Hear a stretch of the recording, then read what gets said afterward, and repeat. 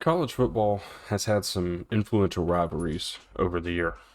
Today, we're going to look at the ones who will make the biggest impact on the 2025 college football season. We're also going to take a look at our top 10 tight ends entering the 2025 college football season. I'm excited for this one because this was one that I took a little bit more of a personal opinion approach rather than this one I took a trust your eyes approach rather than a trust the grades approach. Even though the grades match up, I went with what my eyes said as well. Just a little bit more, kind of took less account into grades and stuff like that.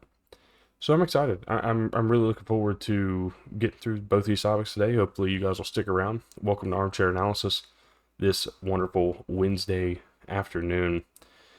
Hope you guys are having a good work week so far, and hope you guys have a good rest of your week as we head towards Friday and the weekend. So, in college football, rivalries are the backbone of the sport. That's what makes college football what it is. Why is that the case? One could argue that the biggest reason is that geographical location still matters in that aspect. Others could argue that some of them just mean the most to the school. Some could argue that winning those games means more than any other win you can possibly get. Some just mean more. We're going to talk about those, which ones are going to shape the college football playoff, and which ones I think are just going to be the outright best games of the season. Now, I could only pick a handful. I ended up going with 10 total, 4 for college football playoff influence, and 6 best games of the season.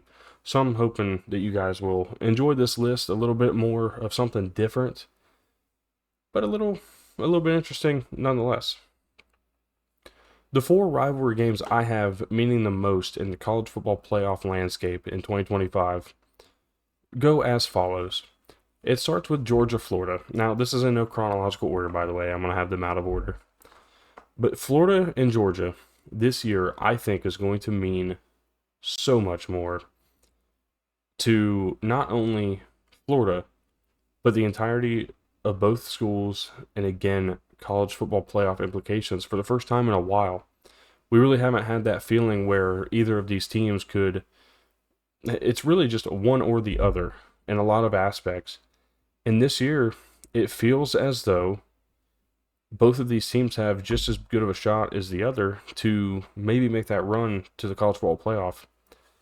A lot of that's in part to DJ Lagway and what we expect him to be for Florida, but Georgia has so many question marks. Where are they going to be? The biggest question mark is Gunnar Stockton and how he controls himself and handles himself throughout the course of 12 games. What's going to mean the most is this game, again against Florida. Georgia has a tough schedule up to that point. Keep in mind, they will have played Alabama early in the season. This could be kind of a make or break point of the year for either one of these teams. I think it's going to mean that much more in 2025, again, with both these teams being playoff contenders from the beginning. The second one I have is one that's been just as important to the college football playoff when it was a 4-team bid, especially here in the 2020s, and that is Michigan and Ohio State. I think that this game gets back on the track of it meaning just as much to one as it does the other. And while we're not particularly going to sit back and say that it's not meant a lot to Michigan. I mean, they went out and won last year going in as 7-4. Sorry, no, they went in at 6-5. My mistake. Went in at 6-5 and pulled off arguably the upset to end all upsets in terms of this rivalry game. Michigan is coming out this year with the expectation to be a better passing team. And if they can do that, along with what Wink Martindale seemed to have figured out late last season, Michigan's right back in the conversation for college football playoff. They may not be a playoff team, but this game may be the difference maker between them making it or not making it later this year. I expect Ohio State to still be there. We're kind of coming to expect that with Ryan Day, them being a top 10 team all year long. I don't project that to be any different. The next one is interesting because I have Clemson and South Carolina, meaning a lot towards the college football playoff. Why? This is not a guarantee, but it is interesting because South Carolina beat Clemson last year in a game that we thought would mean more to South Carolina's playoff hopes than it would Clemson's. And it didn't. It ended up not really meaning much. South Carolina was still out of the playoff, and rightfully so. I don't think that they had the resume to do it, but you could have made an argument. Going into this year, the improvement that we expect from Lenora Sellers, especially in the passing game, the improvement we expect from this entire team, assuming that they get transfer running back Russell Faison eligible, is going to be a big deal. Dylan Stewart comes back. He's going to wreak havoc once again. They're replacing a lot defensively. It's going to make South Carolina an interesting team to watch, and it just might take South Carolina out of being a playoff contender.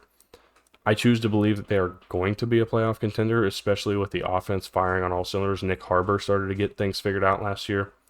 That being the case, along with Clemson and what they're bringing back and what they are expected to be this year, which I project to be a national championship contender, they might be my favorites right now going into predictions, and that could change. But Clemson might be my favorite right now. This game I think is going to mean a lot, especially going into it. South Carolina sitting right at that 8-3, 9-2 mark. It could be the difference maker between them being a playoff team and not, with as tough of a schedule as they have. The last one I have is Texas and Oklahoma. Again, this one means a lot to both of these teams. Texas just made the semifinals last year. Back-to-back semifinal appearances for them, as a matter of fact. What they're looking for now is to get over the hump, and they expect that Arch Manning carries them over the hump. There's a lot of other things, too, that they're doing and bringing in to uphold the standard that they have started to build and put together for themselves. Oklahoma, on the other hand, Brent Venables is just now starting to, I think, figure things out. And what he does this year that I like more than what I've ever seen from Oklahoma under Brent Venables is the addition of not only Ben Arbuckle, but bringing in John Mateer, bringing in Jaden Ott. You have Deion Burks, who's going to likely be wide receiver 1, taking over after Nick Anderson transfers out. The defense is going to be as advertised from a Brent Venables team. And when you have all of those things together, I just think that Oklahoma is a playoff caliber team. Whether or not they make the playoffs is totally up to the players on the field. But if I'm projecting right now, I think Oklahoma is fringe to back-end playoff team. If that's the case, this game this year in the fairgrounds of Dallas is going to mean the world to both sides. Those are my 4 playoff influencing rivalry games this year. Now let's go to the games I think are just going to be some of the other best games and rivalries this year. Forgive me, I want to take a drink real fast. Sorry. Okay. So the best games in 2025 in rivalries. I'm going to lead this off with Alabama and Auburn. This almost ended up over in the CFP side. I wanted to keep it to 4-5. I couldn't pick this one over a couple others. So it stays in best games. I think it's going to be a really good game. I'm expecting Hugh Freeze and Jackson Arnold to kind of mesh well together, including all the other additions that Auburn made offensively. I expect the defense to pick it up a little bit. Alabama-Auburn is going to be a fun game that might just determine, it's going to make or break one of these team seasons. Winner is going to go to the playoff. Loser is going to go home. That's a bold prediction for rivalry week this year. Texas and Texas A&M, what better time to talk about this? They just got announced it'll be a Black Friday game this week, or this year. This week, it's far from Black Friday. It will be a Black Friday game this year, which is right where it belongs, weeknights, Thursday or Friday. And it's going to be electric. I thought that Texas A&M was going to be that environment last year, and it truly was. I mean, the revival of the rivalry, try saying that 10 times fast. It was everything we wanted it to be, everything we expected it to be. The only thing we missed out on was a closer game. And part of that's because of inexperience on Texas A&M's part, Mike Elko has had another year to really build upon what he started. In this game, much like Alabama-Auburn, could have just as easily been over with the college football playoff games. I kept it over here on the right side. I'm looking very forward. Not too far forward. I mean, it doesn't need to get here any faster. You know, I don't want Thanksgiving week to be here any faster than opening week of college football. But when it does come around, I'm going to be pumped for this one. I have the Backyard Brawl on here. As I did last year, I was super excited to see that game back, and I'm just as excited here this year, knowing that both of these teams are going to be improved a little bit, and Rich Rod is back on the sideline for West Virginia. It adds that much more knowing how it ended for Rich Rod at West Virginia in this game, losing 13-9 back in 2007. He's going to want to win this game just as much as anybody else in that West Virginia sideline and just as much as anybody else in the West Virginia fan base. Pitt is going to want to ruin it, and Pitt has the team to ruin it. I rank Des Reed as a top 10 running back. I love Eli Holstein, expecting him to come back healthy and strong and ready to go. I expect this game to be an absolute brawl, as the name would indicate. And it's going to be mostly because of what these two teams are going to do on the ground. I think that we're going to see Rich Rod set the tone early in the season that they are a run first, just run down your throat type of a team. Pitt is going to just say, hey, look, we're just as physical as you are, and we're going to play as hard as we can too. This is one of my most anticipated games in non-conference play, plain and simple. I have Georgia and Georgia Tech on this list, and simply put, it was such a good game last year, it's really hard not to put on here this year. Georgia Tech brings back Haynes King, brings back Malik Rutherford, brings in Eric Rivers as a wide receiver, and they've done a few other things to bolster a team that could go out and beat Georgia. Georgia has, quite simply, I would say, regressed. I don't think they're necessarily a bad program, and I don't think they're going anywhere in terms of the national landscape. But I do think there is some noted regression over the last couple of years. And in saying that, it's as good a time as ever for Georgia Tech to come in and pull the upset. I really have this game rated highly. It could mean something for the college football playoff. Georgia could be fringe. Georgia Tech could be fringe. But more likely than not, Georgia Tech might be playing for an ACC title. And Georgia, I don't know if I have them there. I know they just won it last year in what was supposed to be a rebuilding year. They've made moves in the portal that excite me, certainly. I love Josh McCray. I think he's going to be a great running back for Georgia. I also love Zachariah Branch. But I just need to see this team play. I need to see Gunnar Stockton in action. Like I said earlier about Georgia, Florida. This game going to be a lot of fun. I'm excited for it. Next up, we got the Iron Skillet, TCU SMU. Great game. Well, not really a great game last year. If I'm not mistaken, TCU kind of won that game handily. I expect SMU to want to bounce back here. What I also expect is TCU to be a really solid football team. I don't know about good. I don't know about Big 12 championship team, but they are a team that I expect to be really successful and have a lot of grit going through the year, and to be a team that potentially punches the ticket to the playoff, maybe wins the Big 12. I'm not going that far. I'm just saying that there is potential for TCU to do so. SMU, on the other hand, is coming off of, I would say, easily the best season they may have ever had in their history, and doing that, losing the ACC championship game, still being a college football playoff team, I think they've got something to prove too. Kevin Jennings has something to prove. SMU's not going anywhere under Rhett Lashley. This game's going to be a lot of fun. Now last, I was trying to get an answer on whether this game would be a good one to put in here or not. Mainly because I don't know if both fan bases consider this a rivalry or not. I am going to consider it a rivalry because I'm a big fan of Big East football myself. In saying that, Pitt and Syracuse. We are talking about two programs that I think are going to rise in the ACC and be contenders in the ACC over the next 2 to 3 years. Pitt already been in that conversation. Syracuse finished third, tied for third in the ACC last year. Syracuse brings in Steve Angeli, who I think is going to be a really good replacement for Will Howard.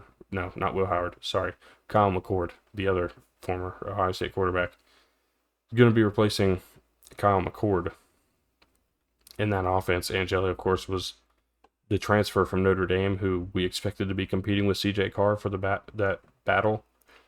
Why we think CJ Carr is likely going to win that battle.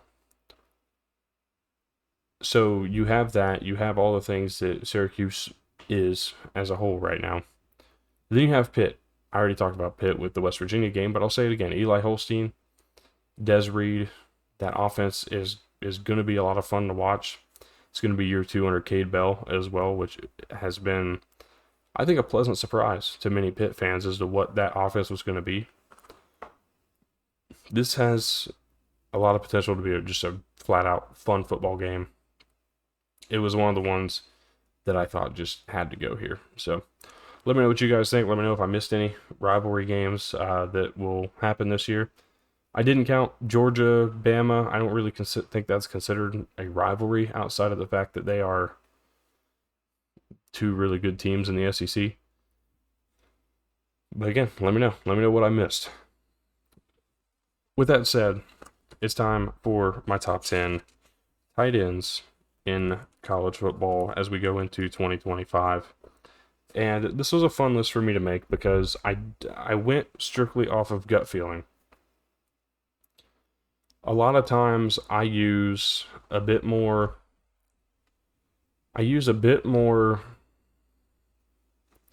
stat-based, stat-driven, back up my thoughts type of mentality when I'm doing these, especially because I want them to be really good lists. When it comes to tight ends, it's not that way, but what does happen is I think we overthink and we get a little bit confused on who is good at what. Is a good blocking tight end better than a good receiving threat tight end, or do you want somebody that can do both? What is the preference? Some teams make one style work better than others. Some teams make both styles work at once. What I will say is I don't really expect this list to be perfect, but I do think it was a very fair approach, and everybody kind of got graded on the same scale and same level. So with that said, let's go ahead and talk about my top 10 tight ends in college football. I'm going to go 10 down to 1 because I think that there's not really a guarantee in any of these spots.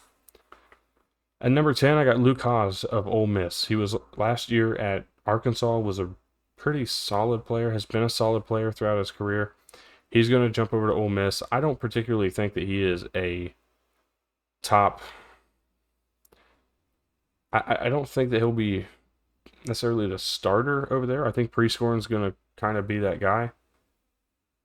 But I do think that Luke Haas is a guy who can be a bit of a difference maker and throw a change of pace.